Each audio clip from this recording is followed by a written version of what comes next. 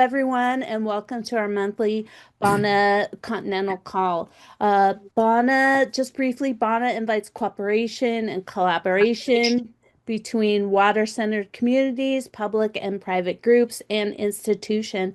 Our association mission is to empower communities with site-specific natural mineral waters, education and research. So by joining us today, you're part of our educational, informational, and research discussions about the natural mineral waters of North America. And we're thrilled to be adding Mexico to our pantheon today. And today's topic on the mineral waters of Mexico is going to be spearheaded by Dr. Casey Walsh. We are thrilled to invite him to share with us today, and it's my distinct honor to welcome Dr. Casey Walsh, the author of Virtuous Waters, The Culture and History of Bathing and Mineral Springs in Mexico. It's a study that examines the history and the social impact of human interactions with water in Mexico. Dr. Walsh is a professor of anthropology at the University of California, Santa Barbara, where his work focuses on the culture and politics of water and people. And especially the value of local waters and community management. So it's my pleasure and my honor to welcome Casey Walsh to our community call. Take it away, Casey. Thank you for Well, being here. thank you so much for inviting me, and definitely call me Casey. Doctor is a kind of a weird word. Okay, gotcha. So yeah, and no, thank you for the lovely introduction, and it's great to meet all of you virtually. Unfortunately, we were all together, preferably soaking in one of these hot springs I'm going to show you, but maybe that'll happen someday. So I've always been interested in, I'm going to give a talk about this book that I wrote on Mexican mineral waters. And it's a couple things going on in the book. One is, of course, the waters themselves, which I think is really, really crucial to actually talk about the waters. But also there's back practices of bathing and also drinking water that I get into, and also the way that water gets over the long history in Mexico and all really the Western world, waters, these multiple different waters get put into one big category of water through the building of infrastructure, urban water systems and things like that. So my book is sort of treating that long history in Mexico. And so I'll talk about different topics as I go along. And please, if you have questions, I guess the best thing to do would be to maybe just say, I have a question, and then I can answer it as we go along. I have a lot of slides, but most of them are just, you know, like photographs, old photographs and things that they're not like text. So I just think they're really neat photographs of hot springs. So I thought I'd share those and talk about them as I go along. So definitely interrupt me as we go, and we can have a conversation. So I'm gonna press OK to this being transcribed, and I'm gonna see if this works. If my, there. Can you see these things happening? Virtuous Uh-huh. waters, mineral springs in Mexico. Does it look very aqueous? Mm-hmm. Yes.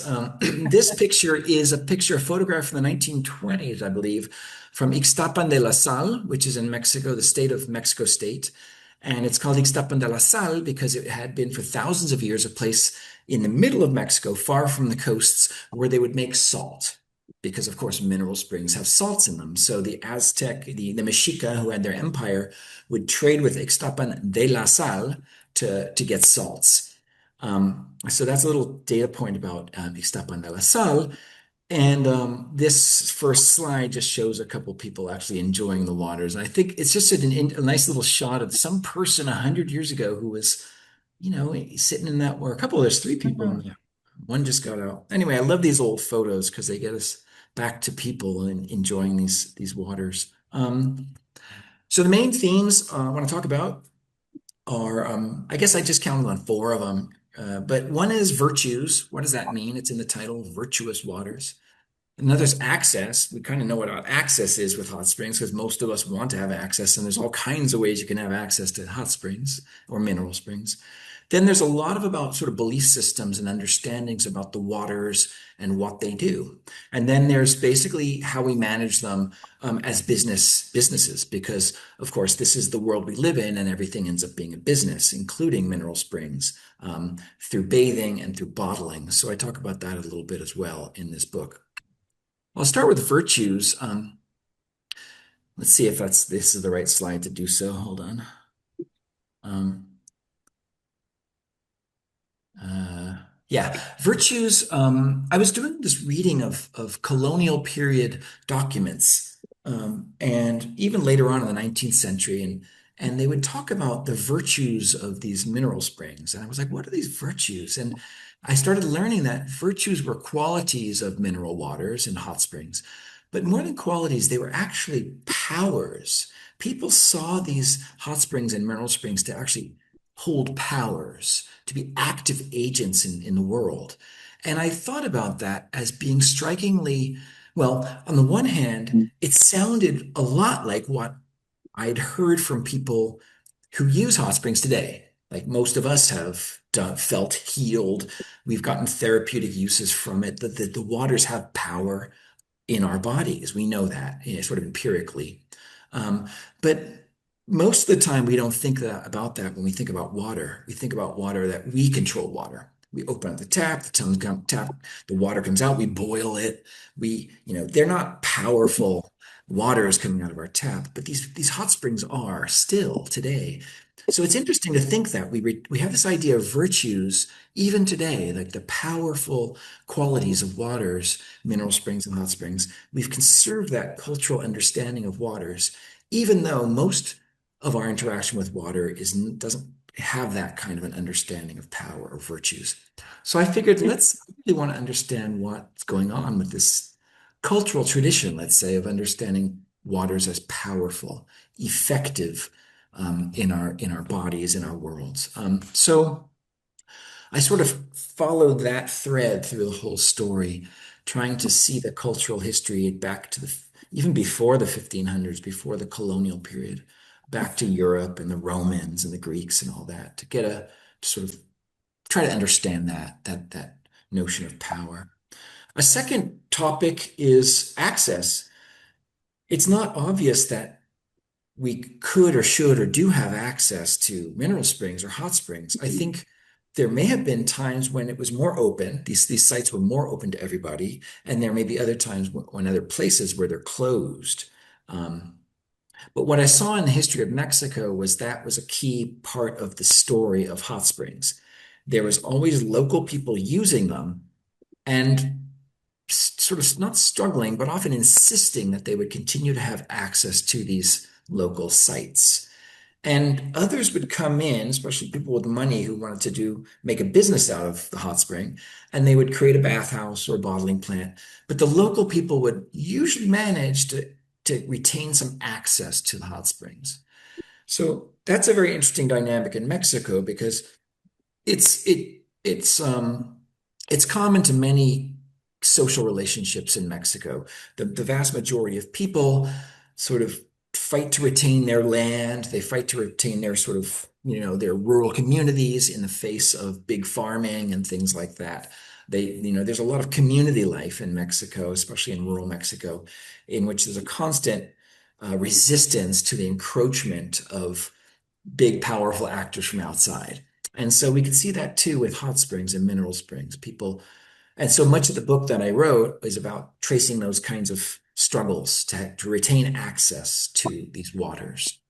Um, a third part was about how, earlier on there's always been sort of scientific understandings of mineral springs and hot springs. And I try to chart the change of that science over time from an early sort of kind of Roman and Greek vision that we inherited from the Spanish, you know, the conquistadores and the Spaniards. When we went to Mexico, we sort of inherit that sort of science. But even that science changes, especially in the 19th century when people learn about microorganisms, when people learn that there are minerals in water. One of the things I learned about mineral waters is that the science of medicine emerges in these sites of spas, because of this longstanding understanding that mineral waters are beneficial for our bodies. When science emerges in like the 18th century, 1700s, scientists go to these mineral springs and try to figure out what it is about the waters that are so beneficial, that if they have impact on our bodies. So a lot of medicine grows up, and chemistry as well grows up around these mineral springs. So I try to trace that history as well in Mexico, how the science of mineral springs changes over time. And medicine sort of incorporates mineral springs earlier on. And then that sort of fades out in the 20th century, but there's still a really important place for mineral waters in Mexican science in the 20th century, Mexican medicine. Um, and then business, how do these very sort of rare and important sources of water get turned into businesses by different groups of people? So those are the main themes. And I'll see if I can show you some good slides along the way that shows some of that as it takes place in history. So an interesting thing about Mexico is that, it had its own history separate from the old world, separate from Roman Greece and all that, everything, until about 1520. And then Europeans arrived in Mexico. So the question for bathing and water cultures that I started with was, well, what were the water cultures that already existed? How did people bathe before the Spaniards arrived? And then what happened when the Spaniards got there? Um, because it was a really important time in Spain for bathing, a very contested century, the 1500s. The Spanish Christian kings had just defeated the Arabs and the Muslims, sort of had pushed them out of Spain, and were doing their best to eradicate signs of both Islamic as well as Jewish bathing practices, because bathing was so central to those cultures. And the Christian kings were like, after hundreds of years of fighting, they were like, no, there shall be no bathing because that it's dubious, right? The practices of the infidels. And so bathhouses across Spain, which there was in every city, there were numerous bathhouses, saunas, hammams, and all these kinds of things.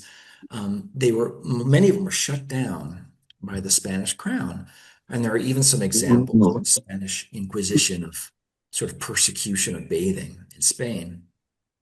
But I saw in the records that actually at the same time the bathhouses were being shut down in Spain, in Mexico, there were bathhouses being built. So that raised a question for me. Who was using these bathhouses in Mexico, hot springs bathhouses? And, who was benefiting who got to use these? And, what were the justifications? Was it religious? Was it okay to do it in Mexico? Was it not? What was going on there? So I, there's an interesting example about that that I'll get to in a second. But what I learned from looking at that first contact of the Spaniards who came over, shut down the bathhouses in Europe, but then opened up new ones in New Spain and Mexico, was that Mexicans, pre-Hispanic Mexicans, didn't really do a lot of soaking. They bathed all the time, but they bathed in saunas, in sweat lodges. And an indigenous bathing throughout the Americas is sweat lodge, the temazcal. You guys have heard that word probably, and you've probably been to temazcales as well. And that is the ancient sort of indigenous bathing practice in Mexico. So and this is a picture that I'm showing. I think you guys can see it, right? Of the, are you looking at the same screen I'm looking at? Good. Okay. And this is from a codex from I think the 1500s. That was, a book that the indigenous scribes would create to depict a setting, and this was the setting of the Temazcal. And what you see in this picture is a structure which is, has a fire in this part on the left, and then in the middle, that's the actual bathhouse. The picture of the person on that structure is a deity. the sort of the grandmother of the sort of an earth deity, but also related to um, fertility and the underworld. So the sauna or the temazcal bathhouse was a place where all kinds of values were put together, values of religion, values of sociality. Um, um, there was sex happening in the saunas, in the temazcales. There was healing happening in the temazcales. There was sort of a worship of the powers of the earth, of the healing powers in these temazcales. So pre-Spanish, bathing was about healing as well. It just was bathing in steam than by immersion. So I think this is a really interesting picture here, and it's kind of nice to linger on the details for a while. But the Spaniards didn't appreciate the Temescal as much as the indigenous people did. Again, they came from this history in Spain of being suspicious of bathing, especially in steam baths, because that was sort of an Arab tradition. And so they were like, okay, no, we got to shut these down. They did sort of a lot of um, and they actively tried to shut down these steam baths, but they were less worried about immersion. They were less worried about soaking. And so early on, about 20 years after they arrived, one of a religious person, let's see if I can get this information here. Yeah, in Peñón de los Baños, which is a hot spring in Mexico City, it's still there if you go. It's a bathhouse there. They pump the water up now, but it used to come straight out of the ground 500 years ago. In Peñón de los Baños, there was um, Cervantes de Salazar writes in 1550 that there's a fine building, a health bath for sick people. Um, so he mentions it. About 30 years later, a church official comes over from Spain and says, "Wait a minute, bathing? No, I don't know about this. We're not sure we should be bathing. Definitely, those indigenous people shouldn't be bathing. Those steam baths are no good. But what about this bathhouse?" And they did a sort of investigation of it, and it turned out that there was a brother, a monk named Alonso Urbano, who was a Franciscan monk who bathed regularly in this hot spring bathhouse at Peñón de los Baños. It was a suspect practice, but the official who did the sort of inquisition or the study found that Urbano was a man with culture. He was a well-educated monk who used the baths to cure his arthritis. So they already you could see that, okay, this was okay. We could do bathing in Mexico as long as it was for health reasons. You can't go worship those indigenous idols and you can't have sex in the bathhouse. None of that's okay. But if you're getting healed, that's fine. But still, it had this lingering sort of connotation to it as a suspect practice. But immersion bathing was accepted at least. The other temazcal was still not accepted entirely. As it turns out, these bathhouses then, after the 1500s, become more and more acceptable and more prominent in Mexican society through the 1600s and the 1700s. And the Spaniards were never really able to get rid of those temazcales, those steam baths, because indigenous people kept on practicing that practice. And so, especially in Mexico City, which is what I know most of, there's a ton of, in the 1600s and 1700s, lots and lots of baths, public baths, that have both immersion bathing and steam rooms, temazcales as well in them. Um, Let me see if I can move. Okay, there we go. So that's the expansion of immersion bathing. And there you can see there, bathhouses in Mexico City. They included temazcales. And there was 12 in 1691. That doubled 50 years later. These are just ones with licenses. And then in 1793, the Viceroy of Mexico said, bathing's pretty good. Let's just let everybody have their bathhouses. And then there were unlimited numbers available to people in Mexico City. And the reason they were able, this transition was okay and that bathing was considered to be okay was because they succeeded in turning it into a medical practice, to medicalize bathing, rather than it being sort of for fun or for spiritual things or for anything that was going to question Christianity or any of that or indigeneity. It couldn't be about indigenous practices. they were able to sanitize it in a sense and turn it only into sort of medical practices. And so this is something that, yeah, happens sort of slowly over time in Mexico. But by the late 1700s, you get lots and lots of baths in that country. Um, this is, and I'll just show you some pictures. Um, and this is Peñón de los Baños, seen from the air, I think in the 1940s. It was at the, surrounded by a lake, Lake Texcoco, which is the big lake in Mexico City's valley that is mostly dried now. And if you fly into the airport in Mexico City, you fly into where these buildings are. That's where the air strip is now for the Mexico City airport. And Peñón just means a little bit of it means the hill. And Peñón de los Baños means the hill with the baths on it. And the baths are then sort of coming out next to this hill. This is an old volcanic sort of geological feature. So the hot water comes up at the sides of this hill because has sort of connection geologically. So that's a picture of Peñón de los Baños from the 1940s. This is another place in Mexico City that also had an important mineral spring history. And this is Tepeyac, where, I guess you guys could probably guess by looking at sort of the top middle part of this slide, Tepeyac is another hill coming out of Mexico City's sort of flatness. And it's where the, the Virgen de Guadalupe appears to Diego, the peasant, and sort of starts this sort of myth of the Virgin of Guadalupe as the national saint of Mexico, appears in this hill in Mexico City. And as the story goes, folklorically, the the archbishop goes there to sort of certify this has really happened, that the Virgin Mary appeared to this peasant, and they're trying to figure out where she actually appeared.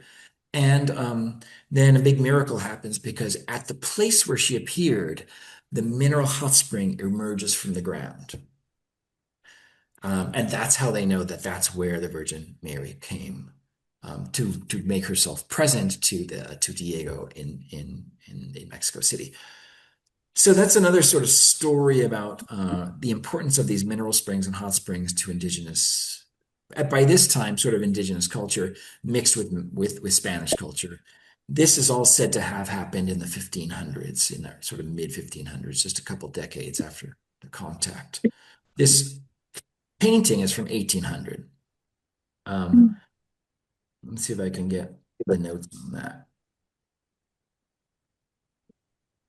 Yeah, this painting is called El Milagro del Pocito, the miracle of the little well, from 1809 by a Spanish artist. But it shows all the diversity of Mexican society at that time. There's African people of African descent, there's indigenous people, there's the Spanish people. They're all gathering around this religious experience, and at the heart of this religious experience is a feature of the landscape is this mineral spring. And it's really interesting because this spring then becomes a pilgrimage site, just like springs all over Europe and elsewhere are pilgrimage sites. It becomes a pilgrimage site as well for Mexicans. And they come to the chapel where the Virgin Mary, that's dedicated to the Virgin Mary, the Virgin de Guadalupe, and they bathe in this water to heal themselves. And eventually the church in late 1700 said, there's just too many people jumping in this hot spring. We got to do something here. So they built a chapel around it called El Pocito, La Capilla del Pocito. Um, and that's what this image is. This was from like the mid 1800s, the photograph, late 1800s, but this was built in 1780s or 1770s or something like that. But you see already that there's this incredible reverence then throughout Mexican society for the mineral waters, the hot springs themselves. There's a bathing tradition that's already in place in Mexico, and already the authorities are managing these spaces to not let everyone get access, or to at least regulate the access that people do have to them. So that's an interesting piece of this question of access. So that's the sort of the early years. One of these things about water that I think that was really interesting to me doing this book was I learned that, and interrupt me if people have questions. I'm just going to keep talking, and hopefully it's interesting. And but if you have a question, just yell. And one of the key things that made really impressed me about that I learned was that we think of water as a singular element, H2O. But for most of human history, people didn't think of water as a single thing. In fact, like to speak of water in the singular was a little bit strange. Yes, it was an element. Yes, people knew it was all sort of together, a category. But as one scholar mentions, it was sort of like how we talk about wine. Yes, there's wine, but there's not like one wine. That's the whole point of wine. There's all kinds of different wines, and they're different, and there's heterogeneity there, and different from different places and different flavors and different everything. So for most of human history, people thought of waters that way, that it was waters were multiple. They were heterogeneous. They had all kinds of different things in them. And it wasn't until really this late 1700s, this very important moment for science, in which chemistry begins to be developed. They developed the periodic table of elements, for example, in starting around then, 1780, 1790. A man named Lavoisier, a Frenchman, comes up with this notion of water as H2O. And before that, it hadn't been thought of as a singular thing. It was a category of all these different kinds of waters, but it wasn't that there was some, elemental chemical homogeneity there that people focused on. Now we do. In fact, we use H2O as a word to signify water. So this happened both in chemistry, as scientists were distilling out the stuff that was in water. They began to say, oh, well, what makes all these waters very different, because they'd been studying hot springs for so long, is that each one has a different mineral content. But as the basis of all that, that's H2O. And the mineral content is what makes them all different. So chemistry began to create an idea of water as a singular thing, but so did engineering. Engineering, for the first time really, starting around in the 18th century, 1900s in particular, big urban water systems were combining all kinds of different waters together into one singular homogeneous water. And that's when this cultural shift from thinking of waters as particular, powerful, different sort of unique substances, shifting that to sort of one kind of elemental, almost inert kind of substance. That's when that happens, both because we have the chemistry telling us that, but also the real experience of big public water systems producing a singular water, homogenized water. Um, so that's, that new cultural understanding of water then comes to dominate most people who live in cities around the world. We do recognize still that, oh, that city's water is better than that city. Like my kids hate the water in LA. They like the water in Santa Barbara. They know it's different, right? We all kind of know that still, but on the other hand, we still talk about water as singular. So it's been this cultural shift that everyone's gone through. But it hasn't eradicated that understanding of heterogeneous waters, especially for people who are interested in mineral springs and hot springs, especially for all those people who drink mineral waters, because that's a booming business around the world. So we still understand that, Perrier is different from whatever other, from Calistoga, from all these other different sorts of, mineral waters that are out there to be purchased. So the industry of bottling and bathing has reproduced this understanding of heterogeneous multiple waters. But at the same time, we also understand water. We've shifted a bit to think of water as a singular thing. So I guess we hold both of those cultural understandings in our heads at the same time. What's interesting about the old school notion of heterogeneous waters, multiple ones, is that it comes from a long tradition of thinking about climatology, that people's bodies are related to the environments that they live in and all the other things that are in those environments, like the waters, like the stones, the rocks, the temperature, all the plants and the animals. And we still have some of that in alternate medicine as well, that we think of, you hear things like that. Well, if you want to sort of um, you can find the cure to whatever allergy you have in the same environment that's giving you the allergy. Like that's a sort of one way people understand allergies. That if you want a treatment for an allergy, you'll find it in the same place as the thing that makes you allergic. Um, so some climatological elements are still out there in popular understandings of health, in the way our bodies respond to the environments around us. It's definitely not the allopathic version of medicine, but alternate medical traditions still see that. And that comes from way back through this climatological approach.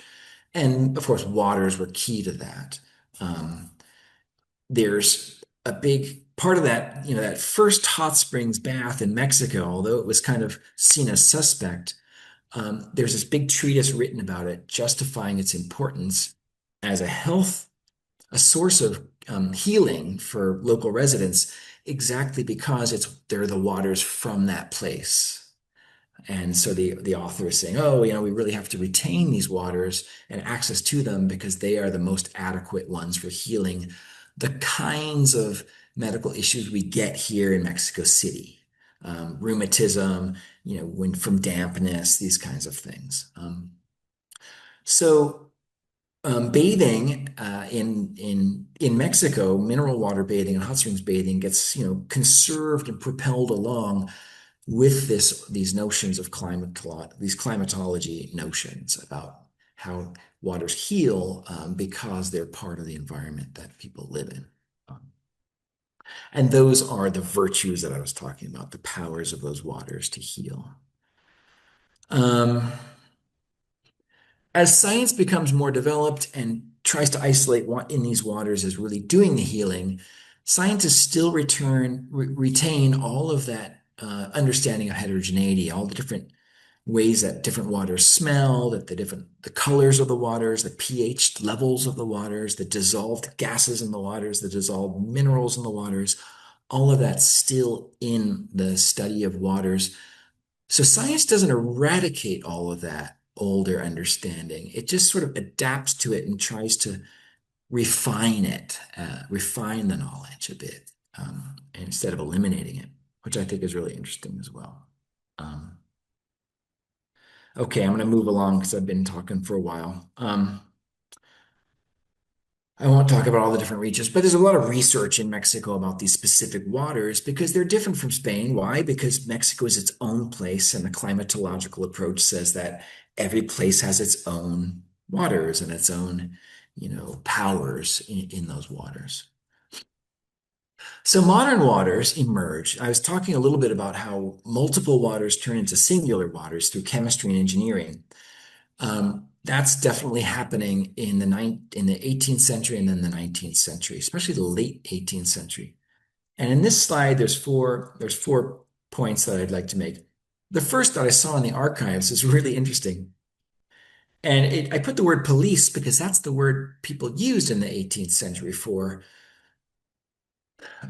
government, for good government. Government was about making sure everybody was doing well. It still is, should be that, right? But they called that police, policia. So there was actually policing, not in a repressive, negative sense of like trying to stop people from doing things, but police back in the 18th century was an activity that governments did to actually, instead of repressing or forbidding, was to actually encourage people to do things. So it was almost like policy rather than police. A policy that people should use baths, that baths should adhere to certain standards of cleanliness and sanitation, and that baths were good for public health. And public health is another concept that emerges at this time. It didn't really exist before, like the 1760s, 70s, 80s. There was notion of plagues and diseases and things like this, but sort of as an object that that science could intervene in and for the sake of government, of good government. It emerges around that time. And once again, one of the main focuses of this new activity of policies of public health and sanitation were the waters, were the multiple waters in Mexico, the heterogeneous, virtuous waters, and especially the baths. Um, I suppose they never really got over the sense that the governing people never really got over the sense that people were um, doing things in bathhouses that they shouldn't be doing. So they also wanted to make sure that people were doing the right things and healing themselves in bathhouses, but not doing other things. Some more slides. This is a beautiful slide of the aqueduct. The aqueduct comes down from those mountains. Those are in the western side of the Mexico City. They come down from Bosque de Chapultepec originally, but then as the city expanded, they got water from farther away, from the springs up in Santa Fe, and they brought it down all the way through this aqueduct to supply the city of Mexico City, public fountains. And there's all kinds of really interesting stuff about how people used public fountains in Mexico City, how they had to prohibit people from bathing in them, because that was what indigenous people had always done. They had always there was so much water in the Valley of Mexico that they had used it for bathing and other things, and the colonial authorities were sort of like, no, you can't do that because that will, as a sanitation problem, we can't let people do that. Here's another picture, like waters and police. Again, police not as repressive, but more as a sort of a way to, the government should make sure that all people have access to clean, fresh water, was sort of the idea in the 18th century that they wanted to uh, provide that access. So they built public fountains around Mexico City in the 1700s and even earlier. And they supplied water. And there were rules about how to use it. And you know. But even here, we begin to see there's a business of bottled water. All these people are carrying jugs because it was a sort of a small business of people to take water from the fountains and then deliver it to households. So the delivery of these different fountains, waters from different fountains was important. Also, really interesting about these water systems in Mexico City, fountains had different waters from different places, from different sources. And so people knew that. And they would want particular water from a particular fountain because it was better for washing clothes, or it had less salts in it, or it was sweeter, or whatever the case was. So we still have this heterogeneity of waters, even when there's an urban water system at work here. Um, Again, a beautiful picture. Another thing happens in the history of waters that is a sort of another step in this process of building these massive infrastructures that turn multiple waters into singular waters. And that's the discovery of groundwater. People didn't really know there was groundwater. They saw water coming up from springs.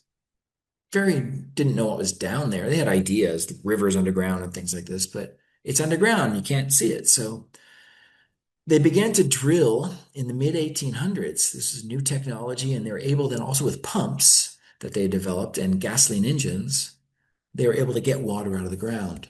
So groundwater and all of its specific qualities became a big topic for discussion in science and also in urban planning in the 19th century, mid 19th century. So this is a picture of from one article about groundwater in the 19th century. It's from 1854, I think. And you can see how they're describing different geological strata and then where the water is in the different strata. And what was interesting about Mexico City is that they had groundwater levels, um, aquifers that were confined. And if you put a well into it, the water itself, because it was under so much pressure, would come out of the ground. You had artesian wells that would flow, flowing artesian wells. Um, and so people started drilling these artesian wells around Mexico City. And one of these big questions was like, well, what are these waters? Are they mineral waters? Like what kind of minerals are in them? And that became a sort of branch of research for a while. Um, Artesian wells then helped Mexico City escape from the scarcity of water that it was experiencing, that it had always experienced. There were only so many springs out there to supply Mexico City. But once they started punching these artesian wells into the ground, water could come almost from anywhere. And that changed people's relationship with water as well. And it contributed once again to this expansion of infrastructure and, in some ways, the homogenization of water into a singular water in Mexico City. There's another picture of the. What was possible as well were that new bathhouses were built.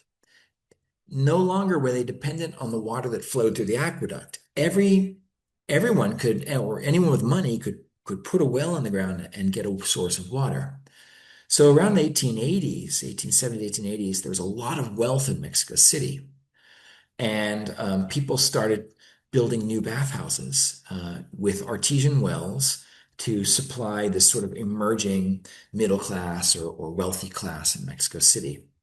So here's a slide of the Alberca Pane, which was basically a bathhouse called the pool. That they had pools, but they also had all kinds of steam rooms and Russian baths and Turkish baths and all kinds of things. These were super opulent, luxurious spaces for relaxation and for soaking and for the kinds of spa experiences that we have today in Mexico and elsewhere. They come into being around this time with this access to so much water, sort of unhindered access to water enabled these new bathhouses in all of their in all of their opulence. And I use this concept of opulence when I think about this particular moment in bathing history, that before that there were baths, there were steam baths, but when they got artesian wells and limitless water, that's when people really began to have an experience of opulence in the bathhouse, at least in Mexico. Um, there's another picture of a bathhouse. This one is out near Chapultepec, the Bosque de Chapultepec, and that's right there is the bathhouse. This is a French traveler who was writing about these bathhouses in the late 19th century. Sort of Greco-Roman in its design, neoclassical, evoking that sort of Roman bathhouse sensation. Hey, And then you see people, Casey, I just want to yeah. let you know we have about 10 minutes. Okay, let's just wrap it up because I mean, I can show you more slides, but if anybody wants to ask questions, um, we can do that. Um, Or uh, I can keep on showing slides. let's see. I have a question. I love Sure. your slides. It's amazing. I'll just go ahead and ask a question, and then if we Yeah. don't have more questions, then we can show a few more slides. How's that Great. sound? Sure. Okay. Oh, and J. Paul has a question too. J. Paul, you go Great. first, and then I'll go after you. Oh, I'm absolutely truthful, good, and beautiful presentation. I really like the notion of virtuous waters because that actually touches onto an issue that will be discussed at the Hot Springs Association is who's using true water, true mineral water. Mm. There are different places that they're trying to reconstruct water, so to speak. And so that really brings it right up. But and also your issue here of the one and the many. There's one water, but there are many waters in the plural. I think that's really, really nice in terms of also the science and the religion. And so my question would be, given the perspective of balnology, how can we, and what would the field be where both the science of the waters as well as the religious, the ritual, the mythic portion, how can those be blended into a protocol or our new perception, a new conscious perception, a new cultural conscious perception of the waters in terms of balneology, not as a new religion or a new science, but as a way of dealing with some of the future issues for the planet. So, but I'm really, really appreciate. We'll talk more later, but there's a lot to talk about. But thank you very much for your presentation. You're welcome. Yeah. No, and thanks for the kind words. I think you hit on a real essential part of what I wanted to do even before I started the project. I wanted to recover that intimate contact that we have with water. I had been studying irrigation systems and acre feet and all these kinds of abstract notions of water but I was like, what about the love for water that we have? And what is the feeling you have when you get in water, the pleasure of jumping in a cold lake or, the ocean's different from the river, like all of that. And I think, signaling this idea of the problems that we face with our planet and our stewardship of this planet, I think we need to recover those first of all, experiences, allow people to get into waters Yeah, everywhere, yeah, and also recover and make it explicit these long traditions of understanding that these waters are powerful, that yeah, they do have an effect on our bodies. They make us feel better. yeah. Um, Like and like like Schauberger says, water is the blood of nature. The waters are yeah, the bloods of nature. Mhm. yeah. I mean, I think if we cultivate those kinds of ideas, alongside scientific ideas. I don't think it has to be either or. I'm not Right. I'm not a religious person, so I don't usually put faith up against science, but I do feel like belief and spirituality, I have that, and it's very closely attached to my experiences in water. So I feel like, and I understand the science of water too, and some of it at least, and I feel like all of that can exist together. So I think it has to if we're going to manage and steward our planet So and perhaps it's balnology that will find the solution to this. I think if simply because we're getting people into water, that feeling on your body, that is not something you could tell someone. You have to feel that. And when you feel that, then you appreciate the water. Yeah. Thank you. Thank you very much. I'll just raise my hand because I don't know where to find the digital hand. My question is, Mexico, once extended all the way through Texas up through Colorado, and I think even further north, and of course the Spanish influence west all the way to California. So how much of your history is also relevant to that area, as opposed to, I Right. think you were primarily in current day Mexico.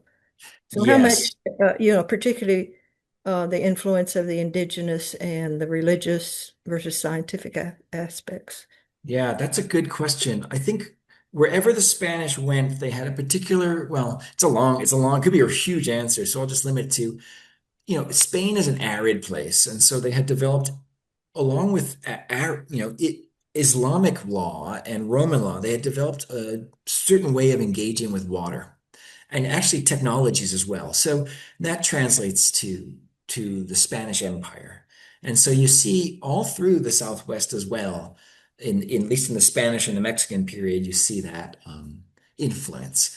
One thing that's way back in the 19th century when it becomes the United States, the U.S. Southwest. One interesting thing you get is, and I'll sort of go through some of these slides really quickly to get to the one that I was gonna show. Oh, these guys. This is a bathhouse in the state up near the border with Texas called Topo Chico, and you've probably seen the mineral waters in the store, right? That's the place where it comes from. Um, Topo Chico was always there. It was a small town. People used the water for irrigating orchards and all kinds of things. It wasn't so mineralized that you could still use it for that. But then in the late 19th century, with the boom of bathing, this opulence, they created a bathhouse and it became a tourist destination for people throughout the North America, basically from the United States. And the railroads, as they moved out across the Western United States and down into Mexico, brought people from the eastern seaboard of the United States who were looking for these therapeutic bathing experiences, brought them down into Mexico. So um, that's another way to sort of understand how that big border region all across the Western United States and down into Mexico was connected uh, through basically through railroads and through through many of these hot spring sites and all over Western United States there are these hot spring towns that are built in the 1800s, 1870s, 80s, that kind of when the railroads go through. And then that happened as well in Mexico City. So Topo Chico is one of them. They're like sort of, this is a really great photo of Topo Chico as a bathhouse, but also as a place that sells the mineral waters for therapeutic use, right? Because drinking mineral waters at the time was about healing. It wasn't necessarily about, well, how we drink mineral waters today, just as waters.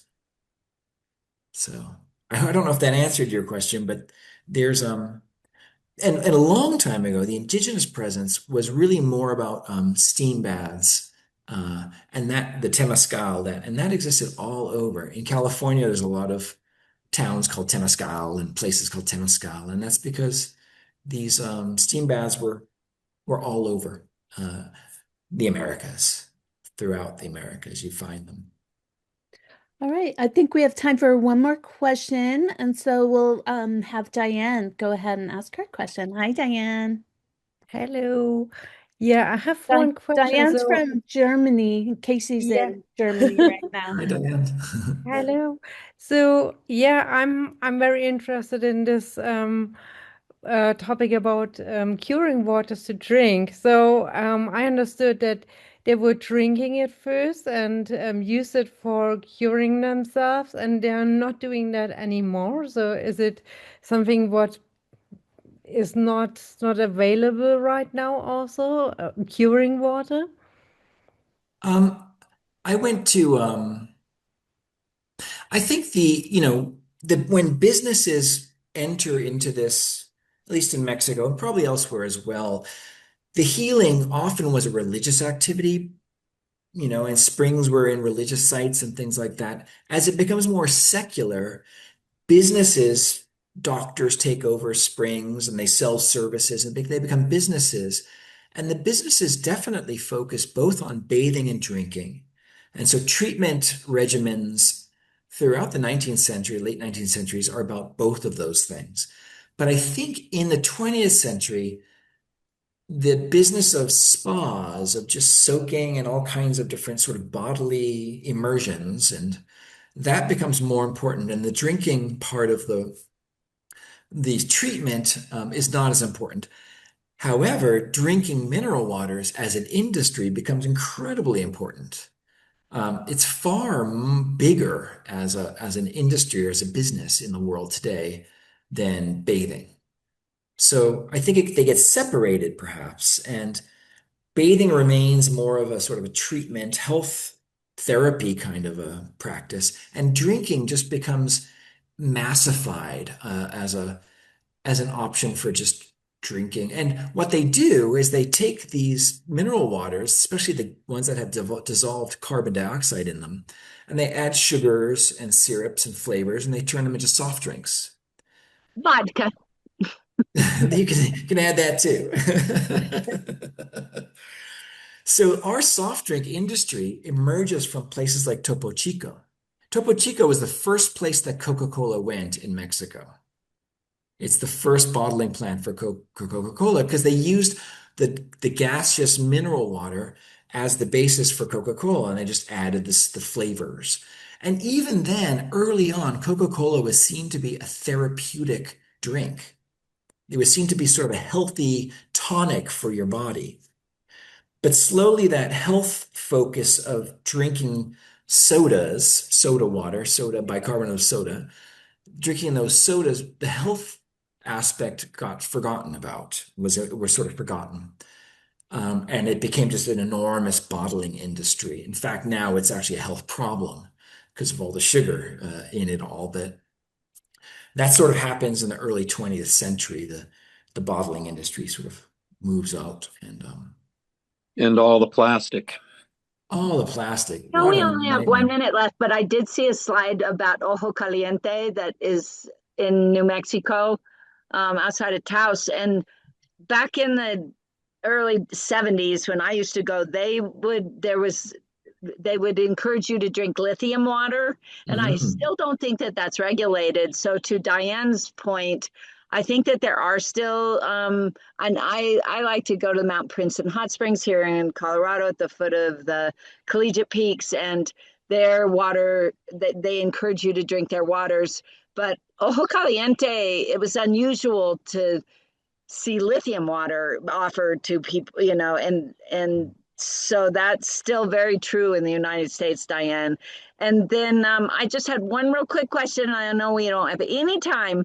How are the groundwater supplies in around Mexico City right now? Under, highly stressed. They're depleted. Um, they pump in water from very, very, very far away. Then they pump it out of the city again. It's Mexico City is a environmental disaster, or maybe we should just say environmental challenge of the greatest scale. But the groundwater, they're trying to keep it stable so the whole city doesn't crumble. Yeah. But it's a real challenge as it is everywhere. But yeah, I Well, mean yeah, yeah, oh, I'm sorry. I was just we really try to keep it just to 1 hour because everyone has that's busy great. schedules. I'm so sorry. Did you get your question answered, Lisa? Yes, thank you. Okay. Thank you all so much for joining us. Thank you, Casey, for Sure, sharing your thank you. expertise with us today. And thanks everybody for your thoughtful questions. Maybe I have a few questions. Casey, maybe I'll follow up with you on an Please do. email. Anybody who wants to, I'm available. We can Zoom or email. Zooming's easier because I don't have to write so much. But Oh, yeah, maybe I'm you happy to could you pop your email address into the chat? see if I can do that somehow here. Okay. Thank you so Where? much. That was wonderful. Thank Um, you. It was a pleasure. Everyone, we truly appreciate your membership. It supports our initiatives to study the cultural arts, practices, and related sciences of mineral waters. Your involvement allows us to provide our resources to mineral water communities. Look for updates on our website for upcoming topics and featured speakers at balneology.org. Upcoming this summer, we have Dr. Peter Schropp from Doman's Academy. He's a beverage scientist and instructor for water sommelier courses and certifications. He's a fantastic, fascinating person to learn from. And we also have Dr. John Stewart Reed, a cymatics expert, coming up. In late summer. So check our website, join our emailing list to get automatic updates and invitations. And we look forward to seeing all of you on our next call.